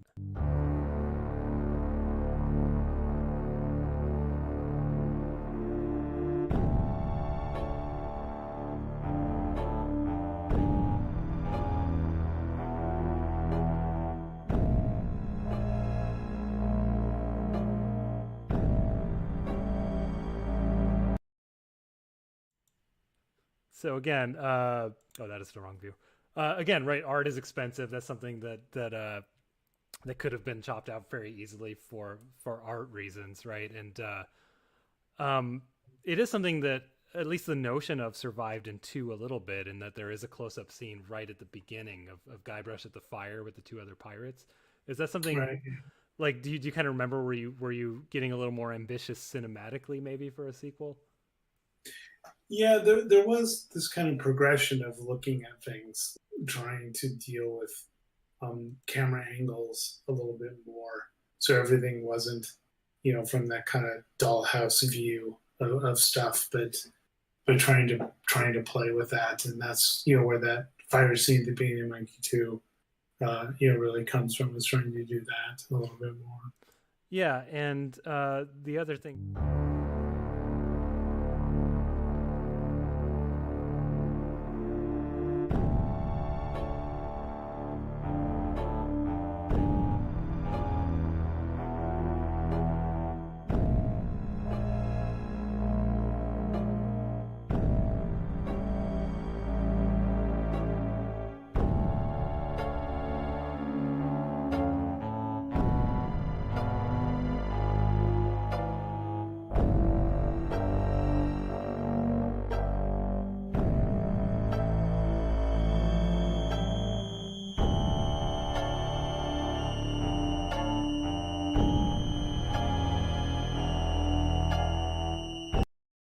It's really, it's pretty interesting that would be the secret. So thank you for telling me about that.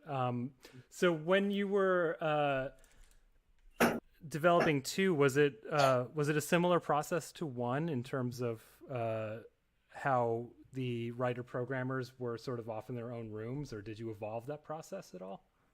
No, it was very similar. Yeah, and it was a. It was something like that. We had another programmer on too. Tammy Borowick was a third programmer, so there were more programmers, and then 2 was where the iMuse system kind of came about, and we had a whole programmer who was dedicated to nothing but taking the music and coding all the code that needed to work for the music. So there were pretty much 4 full-time programmers on that project. I mean, not including me, where there were kind of 2 on the original Monkey Island. And this was another quick one, right? Like, this feels like it Yeah, came out really fast. Yeah, this was another 9-month project.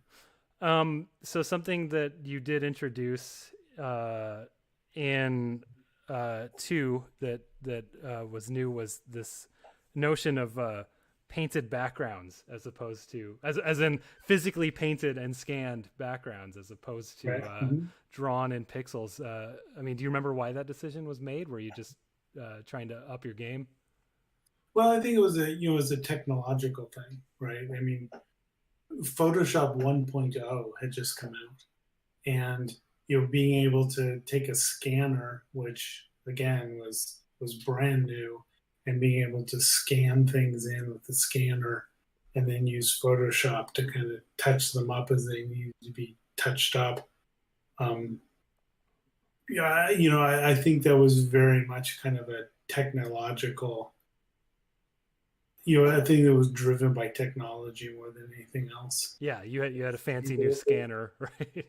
Yeah, the backgrounds that you're showing, I mean, these are all the EGA backgrounds, right? Mm-hmm. And then the VGA backgrounds were done after the fact, which looked a lot nicer in a lot of respects. But then being able to do Peter Chan's, marker backgrounds for Monkey 2. And it was a real challenge because compression was still an issue, and when you're scanning those backgrounds, you get millions of colors out of that. And we had 240 colors that we could use for the room, because we had 250 colors in total, but we had to reserve a certain number of colors for the actors. So the actors weren't necessarily sharing room colors, because the actors needed to exist in a lot of different rooms. And so, Guybrush and any other actors that needed to move between rooms needed to have their own little chunk of color. So we only had 240 colors that we could choose from. And so we had to really kind of reduce the color space down from these, millions of colors, or at least thousands. I mean, it would been millions back then. And that was when Brad Taylor came on, and he was, one of the programmers on the SCUMM system. And he was just really good at just writing this kind of code that reduced the number of colors from this wonderful scan to backgrounds into the 240 colors that we could do, so the stuff could kind of be compressed and exist in the room. So there was a lot of technology, and it seems silly today, but that was pretty high tech back then. Right, and I mean, I would imagine compression. You're going from compressing like we're seeing right now, dithered pixels, into compressing just like infinite possibilities practically for the time. So that probably hurt disk space quite a bit, I would think, too. Yeah. I mean, Eric had written some very special compression for dither stuff. Yeah. Because he kind of knew that dithering was going to become quite cyclic, as you're running through compressing things. And so we had special compression for the dither backgrounds, and we had to really rethink all of that when Peter Chan's artwork showed up. Yeah, and one thing that reminds me of.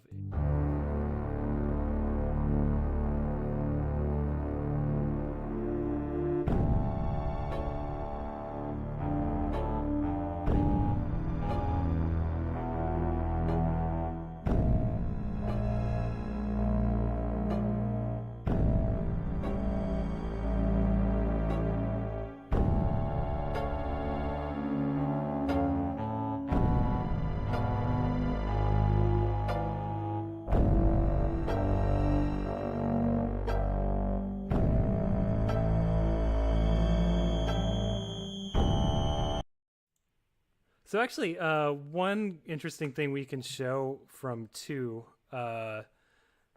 going back to that new artwork process, is that let's switch views here. Oh, excuse me, Guybrush. Let's get rid of you. So it kind of seems like with this new process where you're drawing and scanning rooms, that possibly you were incorporating pencil sketches as opposed to the full markers, just to sort of prototype how a room would be. Does that sound right? Because we actually have one here. Yeah, but I think these were probably not put into the game in the regularity that they should have been. You really would have wanted to build the whole game out, and that's certainly the way I do things today. Is I build the whole game out, as line art or pencil sketches or whatever. And some of them did go in, but I think we probably should have put a lot more of them in. Yeah, and this one, this isn't a room that's in the final game for those of you playing along at home. So this seems to have been sort of a room in LeChuck's fortress, where maybe you put a voodoo spell together. And what's interesting is that, through code, we could sort of see actually where this would have even been in the flow, in that I think you'll see it at the end of this clip, that it would have been at the end of a hallway. But yeah, so, you have talked before about how you would at least wireframe out the rooms maybe without art. I mean, is that something that was true even back in the days of Monkey Island? Not so much as it is today. Yeah. I think we probably went more closer to final art right away for things. So this is probably something that was actually kind of designed and part of the flow, and maybe you cut the puzzles in the room. We cut it before Peter or Steve had kind of taken this to the next level. Yeah, that makes a lot of sense.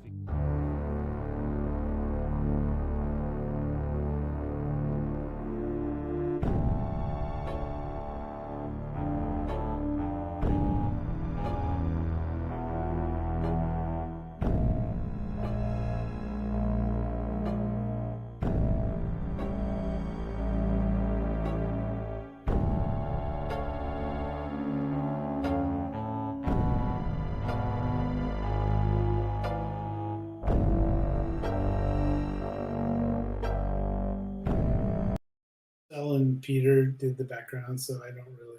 Got it. whether this was Steve's or Peter's background. So I'll stop with the. I want to say it's Peter's. I'm pretty sure it's Peter's. Okay, so Peter Chan or Steve Purcell in the art. I'm gonna stop joking. Like I don't know that I'm playing those scenes. Those were the close-up cut scenes that were cut from 2. Well, you're doing them wrong too. You're cutting those scenes in Maniac Mansion style, not Monkey Island style. What's the difference? Well, because in Maniac Mansion, the cutscenes were like literally driven by a timer, right? A timer would start, and when the timer expired, it would cut to the cutscene. And it didn't matter what you were doing. You could be in the middle of solving a puzzle, and it would cut away. Yeah. And with Monkey Island, I really refined that. So those cutscenes only happen when you're leaving rooms. When you're walking out of one room, going into another, that then those cutscenes would happen. So they weren't kind of so abrasive to what the player was doing at that moment. Got it. Yeah, and that actually is true. You're right. I'm guilty of Maniac Mansioning your Monkey Island. I thought it was funny. I'm sorry. We still have some time for some audience Q&A, so I'm gonna go ahead and grab some of those. I think we're probably past time to get those questions in, but from those who have gotten in, we'll go through. Tim Sweeney, I don't know if it's the Tim Sweeney, but a Tim Sweeney asks, as a game developer myself, who often has to teach people our internal tools, I would love to know more about how you taught SCUMM to others. What worked, what didn't work, who on the team needed to know it, and who didn't? Well, the programmers needed to know SCUMM. I mean, nobody else really needed to know it. And that was, and as far as teaching them, like we mentioned earlier, there was, the SCUMM project we did. And, the best way to teach them was just have them create their own little adventure games. And that's where we had, a bunch of art that Steve Purcell had done from the Sam Max. And they really just kind of had free reign to do whatever they needed for those rooms. And there's a lot of, building a game where, you start to build something, but you don't quite have everything you need. So you need different art or better art, or you need more frames of animation. And so that was kind of part of the process that they would go through is, going, well, does this work? Do we need something else? Do we need something better? Or how do we make do with what we have? Mm-hmm. We only have 5 frames of animation, and there's just no way you can get around that. So you need to figure out that work for you. I'm going to follow up on that a little bit. So did artists have to sort of inherently know limitations of how SCUMM scripting worked so that they could animate correctly, or was that just kind of built into the tools that you gave them? Well, I mean, they knew the technical limitations of how the animation worked. It's like, I don't think they necessarily needed to know how SCUMM would animate something or how the programmers would animate something. But, people like Steve Purcell or Mark Ferrari, definitely understood that the object frames, go over to the right, and they have to be aligned to these, 8 pixel boundaries. And, so they, you kind of understand those technical limitations whenever you're doing something. Got it. Ola Polenta asks, when you write dialogue, do you speak it out loud? Do you imagine the type of voice your characters have? I mean, do you do your own voice casting while writing? Well, I think there's 2 answers to that question. It's like, yeah, sometimes I'm writing, I do speak it out loud just because I want to kind of understand, what the real cadence is for this thing as it was, being spoken. And that's a little more true now that we actually do voiceover. But even back in Monkey Island, when we were doing voiceover, I would definitely speak it out loud, but I wouldn't do the voices, right? Because that's not what I'm doing, right? I'm not pretending to be the actor. I'm not, trying to figure out what his voice is. I'm just trying to understand the rhythm, of the line. And so I will often speak the stuff, but not in a funny voice. So there's been a lot of, you've attracted a lot of fans with your games over the years, and there've been websites dedicated. There's been a lot of fan work that have gone into, especially the Monkey Island series. I think of everything you've done, it's probably attracted more of that than anything else. And a question from Jack Gano is, What's your favorite piece of fan created content you've seen over the years for something that you've done? Oh, there's so much of it. It's really, I mean, it's really hard for me to. It's hard for me to, pick down. Um, I mean, there's so yeah, much. I mean, I don't really know. I mean, there's so much of it. It was just recently somebody emailed me some of these kind of gorgeous paintings that they had done, of Guybrush and Monkey Island scenes, and it's not the style that the art would be in the game, but they were really really beautiful and really interesting. I feel bad because he emailed me and I was going to reply to him to tell him that, hey, I really like these, and then his email bounced back. Oh no! I think he gave me the wrong email address. Or they had a burner account because they were too embarrassed to be speaking to you. So question was actually related to your work at Humongous. I'm just going to read it actually verbatim. I grew up with humongous entertainment games like Putt Putt and Freddy Fish, as did most of my friends. We still replay them from time to time and still get stuck on puzzles today. It was years later I found Monkey Island and instantly enjoyed it. Although this makes sense in retrospect, I didn't realize the games and characters were both created by Ron. So the question is, would you consider making point-and-click games for kids again? Yeah, I had a lot of fun making the Among Us stuff. And the thing that worries me about kind of going back to that and making the games for kids today is that the market for kids has changed so much. And you kind of saw that at the end of Humongous Entertainment, as the world was very rapidly going into this, everything is licensed. That you need that kind of marketing push. So you license Disney, or you license Nickelodeon, or you license whatever, because you need that extra marketing push. And the other thing is, I think kids today have become very used to playing games on mobile devices. And they have, in some cases, like a 10-second attention span. They'll play a game, and then 10 seconds later, they'll quit the app and they'll play another game. And I think doing the humongous games, I think would be a challenge to do again now, because a lot of stuff has changed. So you actually think that maybe it would be really hard to sit a kid in front of a longer adventure game just because of how we've taught them to play now on mobile devices? Is that kind of another way of saying what you said?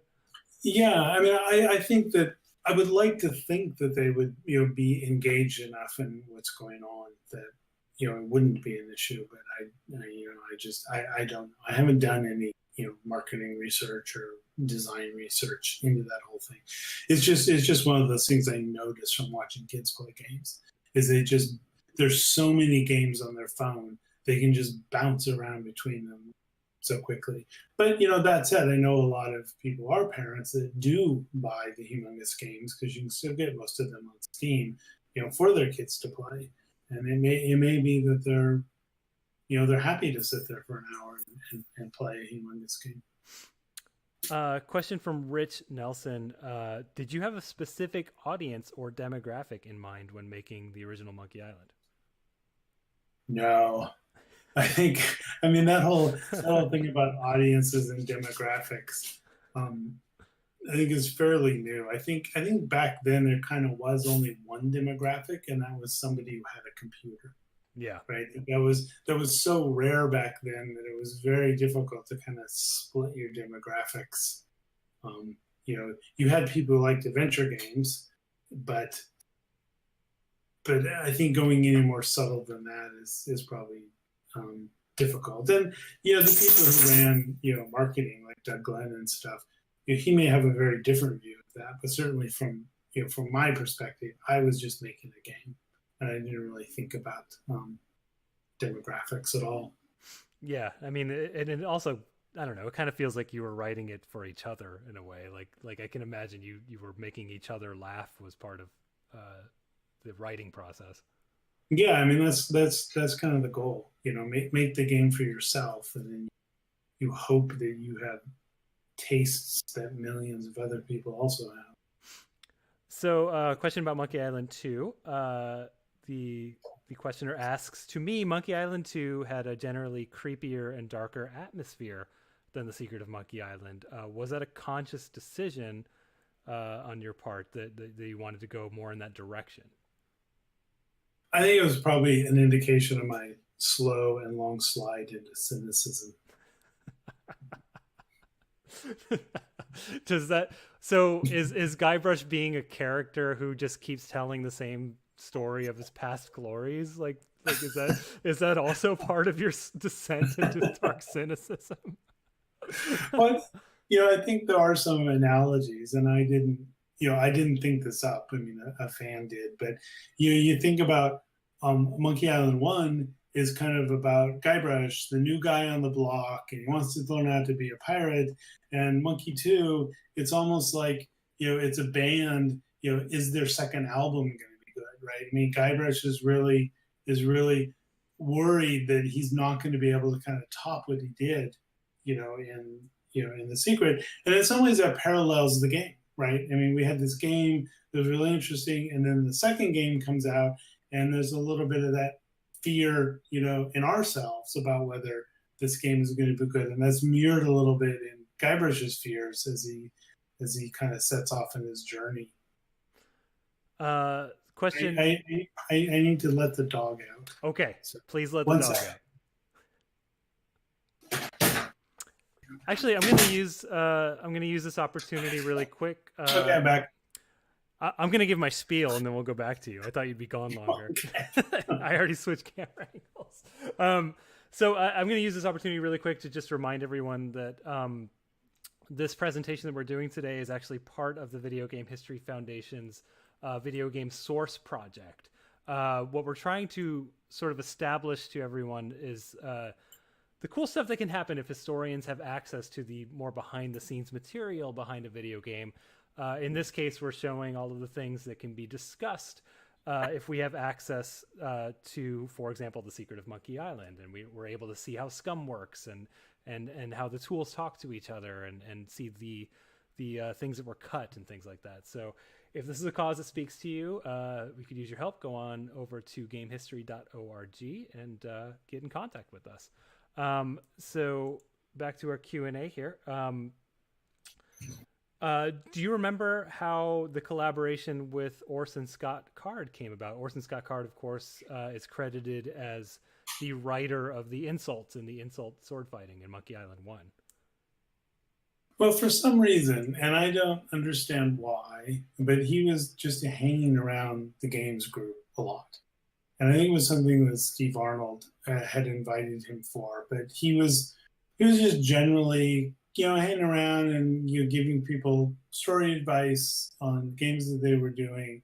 And so, since he was kind of already there, it really kind of seemed like a natural thing to have him go do the insults. As in, that's a writer. We have a writer task, right? Yeah. I mean, it's not like we went out and sought him out and called his agent and tried to figure it out. He was just there. He was walking around the office, and so it was easy to do.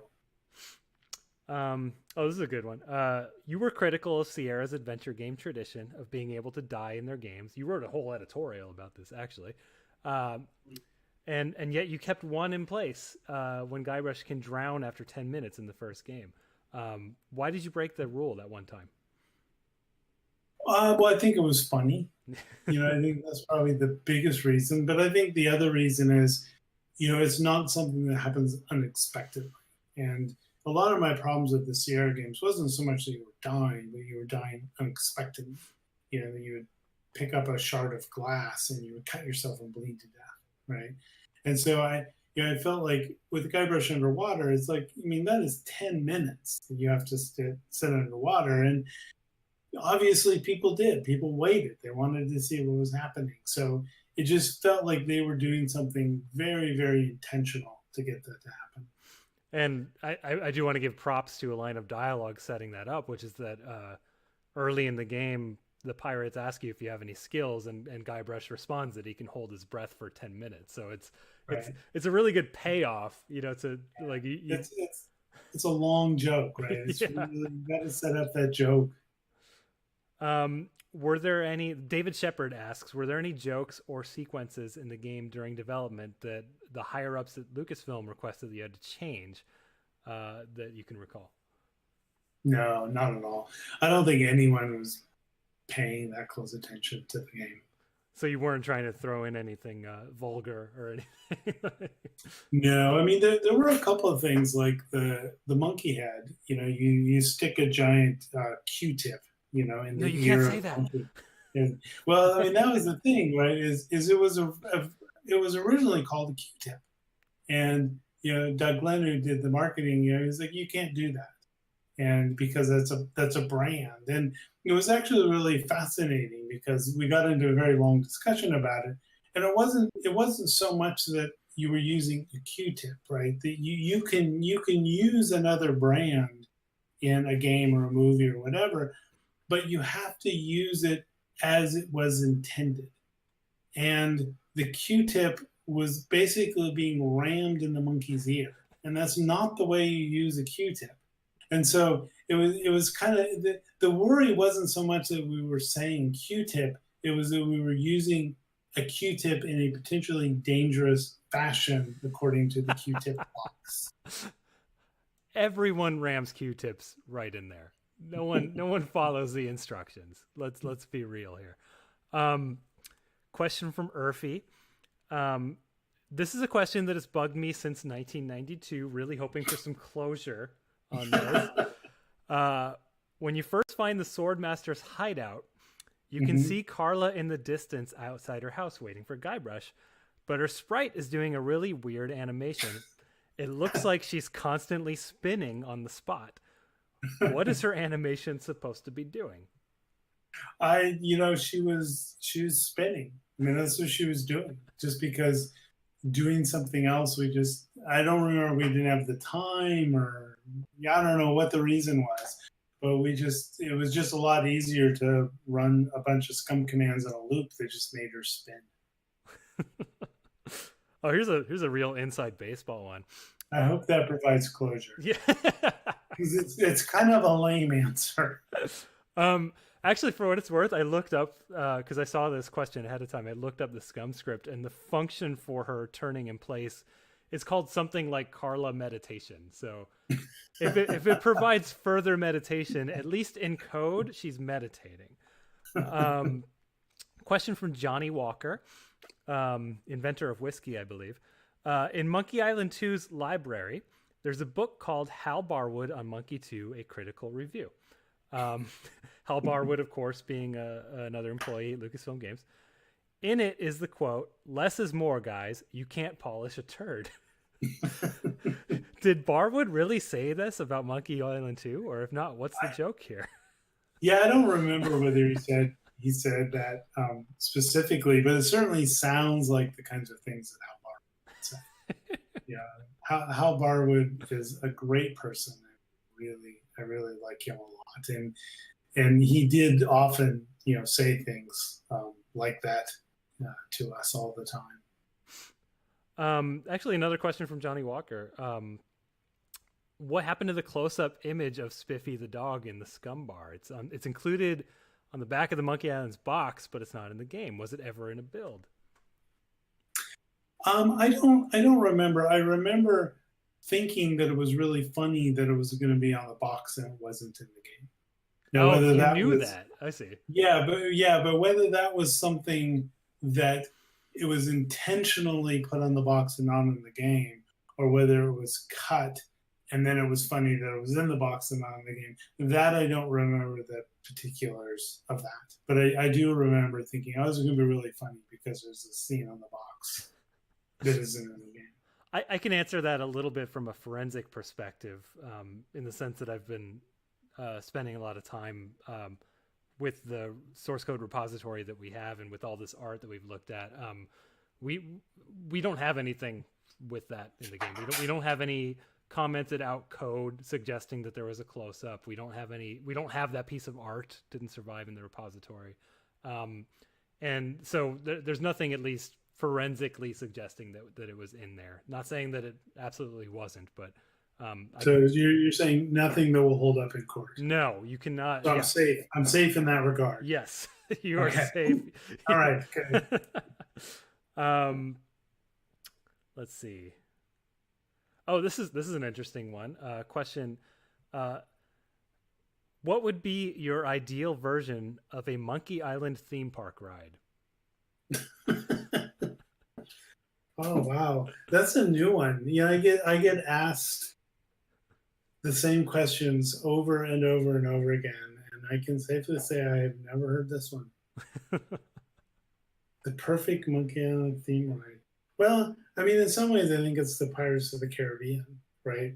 The old Pirates of the Caribbean, right? Not the new one that they screwed up by putting, Jack Sparrow in, but the original Pirates of the Caribbean, right? So just replicate that, but replace some of the characters. Call it Melee. Yeah, there we go.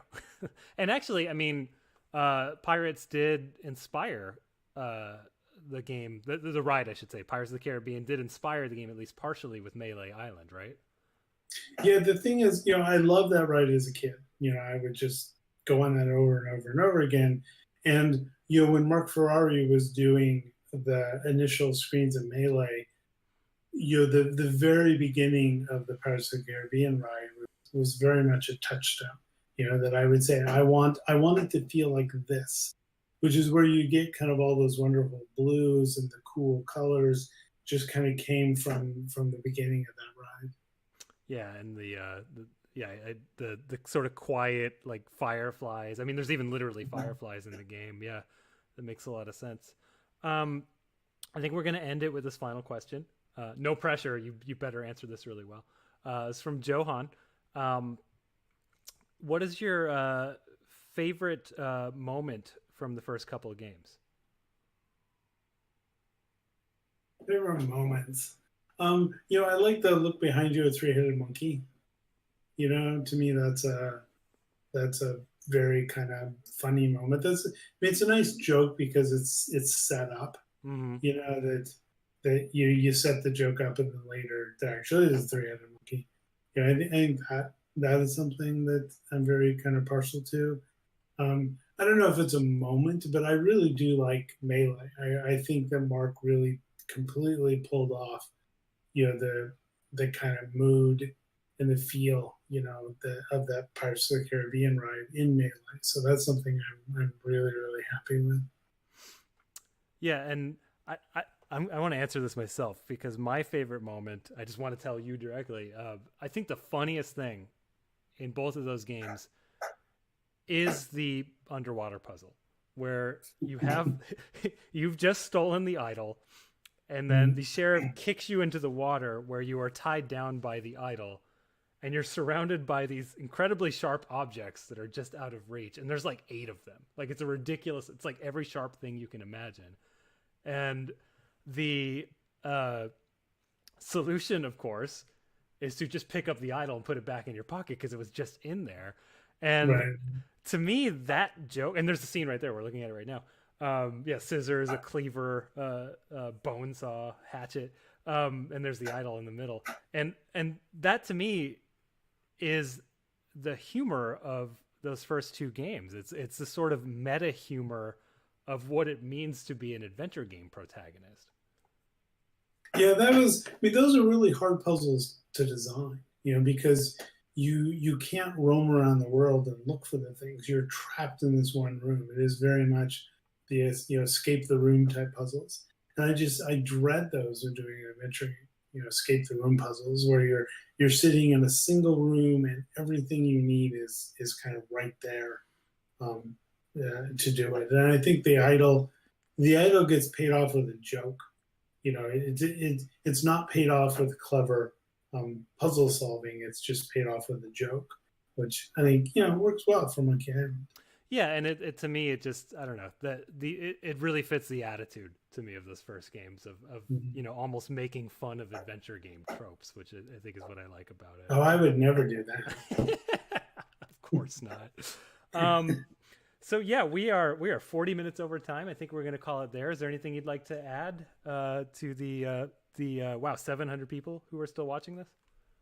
Yeah, no, this was great fun, and I mean, I really love what you're doing. Protecting and preserving all of this stuff, because I know, I had a big chunk of Monkey Island boxes and a bunch of other stuff that sat in my garage or my basement, and then my basement flooded and it was all destroyed. Oh my God! So I think having this stuff preserved, I mean, it's a great nostalgia trip, for the designers and the people that made the games. But I think it's also just super interesting for other people to kind of learn, how this stuff happened. And maybe there aren't a lot of techniques that we use that are applicable today because so much has changed. But I think you have to know kind of where you've been to know where you're going.